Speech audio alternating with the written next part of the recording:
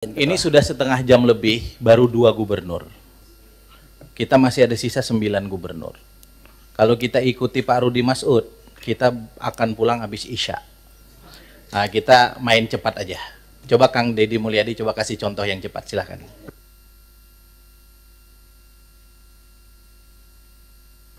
Baik, pimpinan yang saya hormati, kita langsung saja.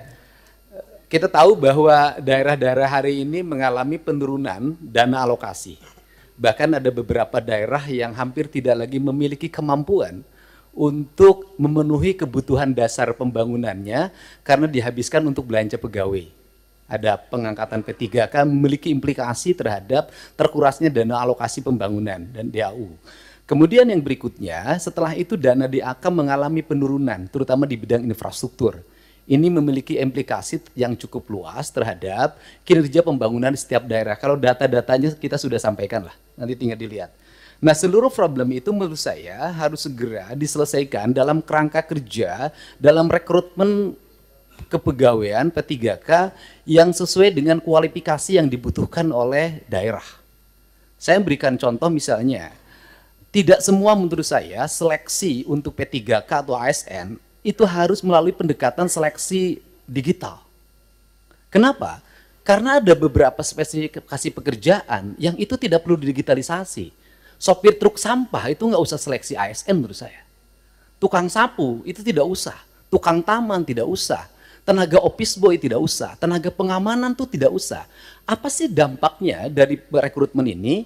Yang pertama dari sisi rekrutmennya terjadi rekrutmen ASN dan P3K, tetapi di sisi lain kebutuhan yang dibutuhkan oleh daerah dan provinsi itu tetap dilakukan. Pada akhirnya ngangkat lagi melalui outsourcing. Ini pertama pendekatan. Kemudian yang kedua, bahwa BUMD pasti kualifikasinya nanti data disampaikan, ada sehat, ada dalam kategori sehat banget, ada yang dalam kategori tidak sehat. Yang tidak sehat kami lagi lakukan audit investigatif, kemudian nanti akan dilakukan 2 pilihan, diteruskan atau ditutup. Nah, problem dari BUMD itu di daerah itu satu saja, BUMD diisi oleh tim sukses.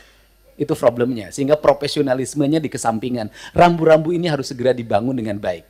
Terus kemudian yang berikutnya, ini Jawa Barat. Jawa Barat ini provinsi menurut saya paling aneh. Jumlah penduduknya hampir 50 juta, terbesar di Indonesia. Tetapi jumlah desanya kecil dibanding Jawa Tengah. Jumlah kelurahannya kecil dibanding Jawa Tengah.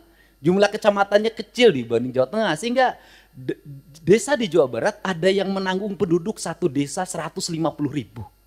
Nah, komposisi dana desa itu pendekatannya tidak seperti itu. Tetap saja pendekatan-pendekatan normatif daerah. Ini yang harus segera dilakukan evaluasi. Ini. Dan kemudian yang berikutnya adalah sudah juga semestinya Komisi 2 memelopori daerah desa yang sudah berubah karakternya menjadi kelurahan karena pertumbuhan industri. Harus segera dibuat kelurahan, tidak desa lagi. Karena pendekatan kewilayahan sudah tidak relevan lagi dengan jumlah penduduk yang tidak monokultur, yang sudah plural. Yang perlu dilakukan pendekatan birokratif bukan berdasarkan pendekatan politik. Ini yang harus dilakukan. Kemudian yang berikutnya adalah daerah menanggung beban apa lagi? Instansi vertikal seperti Kementerian Agama itu kewenangannya banyak banget. Ngurus madrasah diniyah, madrasah sanawiyah, madrasah aliyah, masjid, pondok pesantren, tapi duitnya nggak bawa. Nah, pada akhirnya kalau gubernur tidak memenuhi, kalau bupati tidak memenuhi kebutuhannya, maka nanti akan dibenturkan dengan isu agama, tidak berpihak pada kepentingan umat.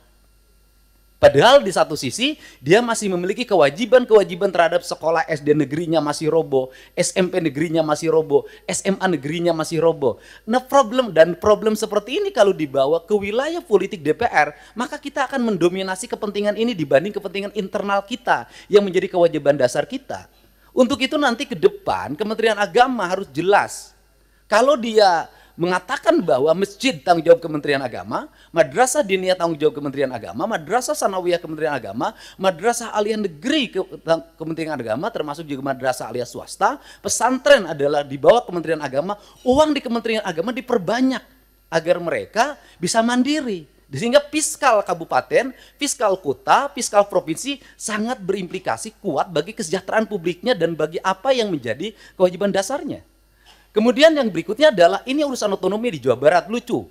Ada kabupaten yang penduduknya 6 juta. Ada kota yang penduduknya hanya 250.000 tapi berbatasan. Saya berikan contoh misalnya, dulu di wilayah selatan karena waktu itu ketua komisi 2-nya itu dapilnya Ciamis, Banjar, Pangandaran, sehingga pertumbuhan otonominya cepat. Kabupaten Pangandaran, Kota Banjar, Kabupaten Ciamis. Tetapi di wilayah Bogor yang penduduk 6 juta sampai sekarang nggak berubah-ubah. Kemudian juga Kota Sukabumi berbatasan dengan Kabupaten Sukabumi. Kabupaten Sukabumi penduduknya banyak sekali, sedangkan Kota Sukabumi penduduknya kecil sekali. Kota Cirebon dengan Kabupaten Cirebon.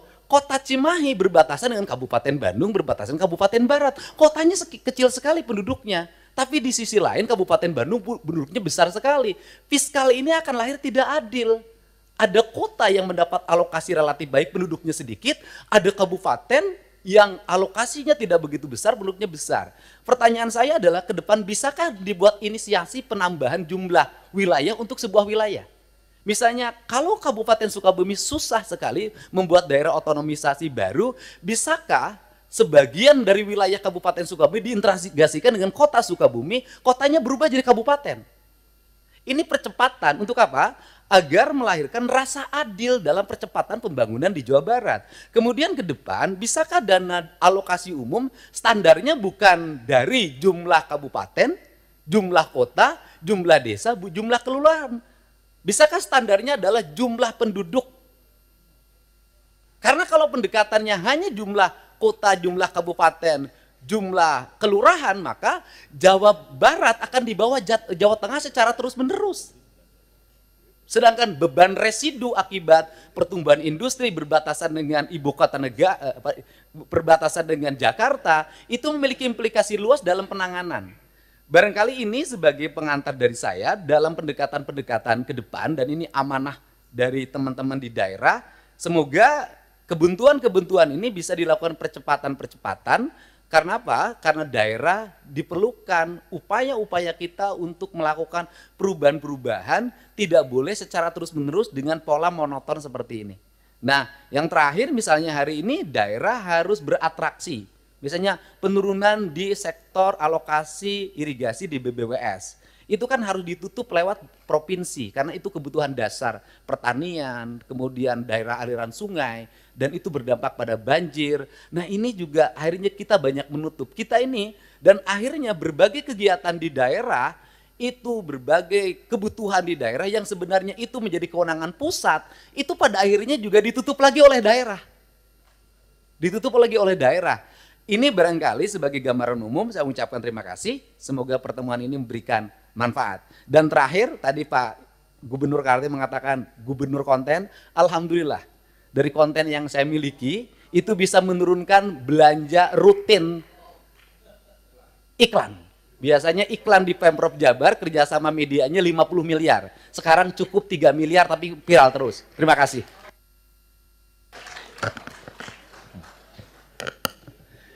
Bu Wamen, dalam penyusunan PP tentang desain besar penataan otonomi daerah itu mungkin tadi masukan dari Gubernur Jawa Barat dan saya kira nanti yang lain juga bisa memberi masukan. Itu penting untuk kita bikin formula. Selama ini kan ada gairah yang besar untuk menghadirkan daerah otonomi baru, pemekaran. Tapi nomenklatur penggabungan dalam Undang-Undang Pemda, Undang-Undang nomor 23 tahun 2014 itu nggak pernah kita gunakan. Kita mekar terus, gabungnya nggak pernah. Nah, gabung selama ini selalu dikonotasikan dengan kabupaten yang ada gabung ke kabupaten yang lain. Itu kan ekstrim. Tapi pendekatannya bisa jadi beberapa kecamatan di sekitar daerah otonomi itu gabung karena daerahnya dekat. Tadi misalnya, ini kota Sukabumi, ini kabupaten Sukabumi. Kecamatan-kecamatan yang dekat dengan kota Sukabumi, di kabupaten Sukabumi itu gabung ke sini. Kan gitu.